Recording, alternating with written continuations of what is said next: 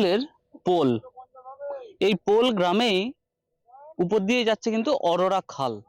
আর এই অরোরা খালের উপরে রয়েছে বাঁশের সেতু। গ্রামের চাষিরা মিলেই কিন্তু এই বাঁশের সেতু তৈরি করেছে।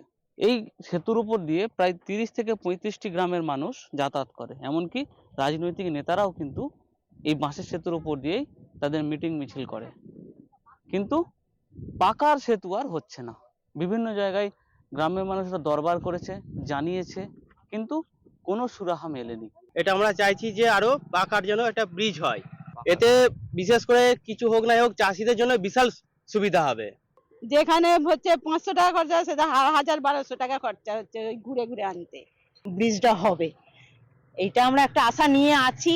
সেই এবার জানি না কত দূর কি হবে, যতক্ষণ না এ হচ্ছে ততক্ষণ। এই ব্রিজটার জন্য যেখানে 200 টাকায় কাজ হবে সেখানে আমাদের 1000-1200 টাকায় ঘুরিয়ে নিয়ে আসতে হচ্ছে। মাঠের চাষিদের ধান আলু টালু বড় সমস্যা, ডবল খরচা দিতে হচ্ছে। ব্রিজটা হচ্ছে না বলেই তো এটা অসুবিধা হচ্ছে, যে খুব যাতায়াতের কষ্ট, বন্যার সময় যেতে পারছি নি, যা সাঁকো করছি উনি ভেঙে চলে যাচ্ছে। পাকার ব্রিজটা খুব অবশ্যই চাই, চাষিদের ধান উঠছে না, চক দিয়ে ঘুরে আসা হচ্ছে, বিরাট সমস্যা দেখা দিচ্ছে।